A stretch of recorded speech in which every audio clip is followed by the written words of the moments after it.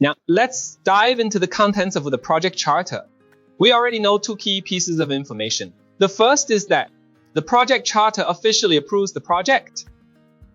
Okay, so that's one of its functions. Another function is that the project charter formally authorizes the project manager. This is an authorization.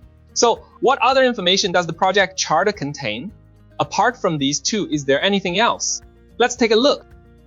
First, the project charter includes the project's purpose and goals. This explains why the project exists and the success criteria.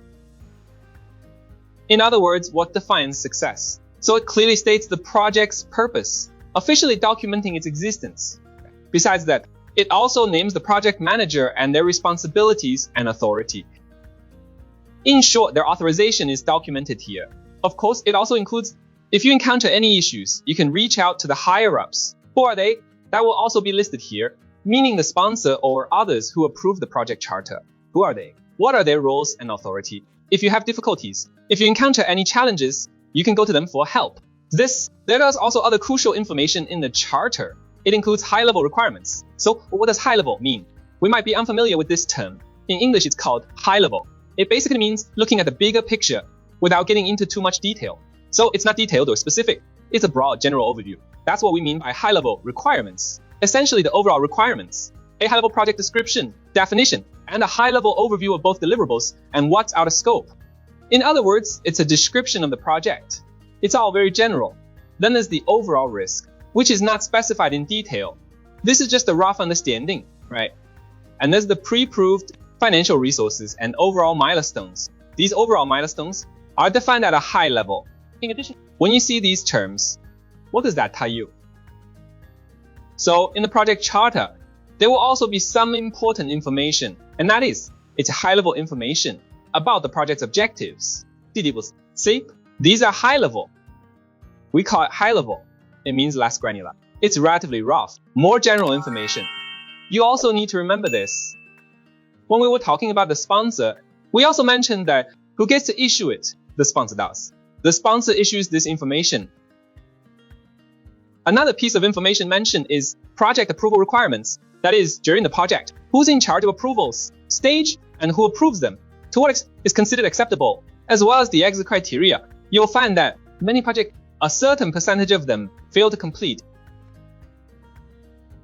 May reach a point where it's clear they've gone off the rails and must be discontinued. The IT area are also outlined in the project charter. So the project charter is quite comprehensive and it's heavily tested in the exam. All right, let's take a look.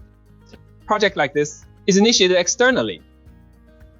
What do we mean by external entities? Meaning entities outside of the project team, like the sponsor, or other external stakeholders, including, for example, the chair of the project governance committee, various leaders. They will authorize the project charter.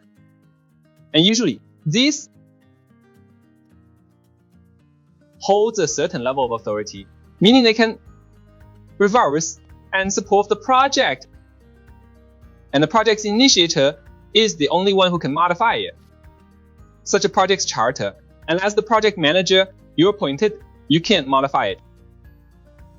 Next, let's take a look at the development of a project charter. Inputs. In these inputs, there are two key ones. One is the business case, and the other is the benefits management plan. So the business case and the benefits management plan, we've actually seen this before. Put, it's about whether this project is worth doing. Now, does it have potential? Can it make money? That's what we're focusing on. But the project manager cannot modify these documents, can only make reasonable suggestions.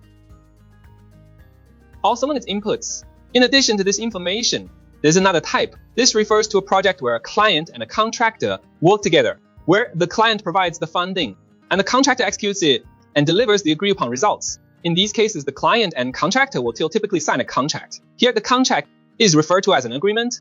An agreement is a broad type of contract and can take many different forms. Normally, we have contracts, but there's also something called a memorandum of understanding, letters of intent, verbal agreements. These rarely come up in exams. Just be aware of them.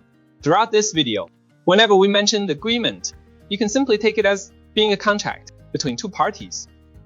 It's legally binding, where party pays and party B delivers. That's basically it.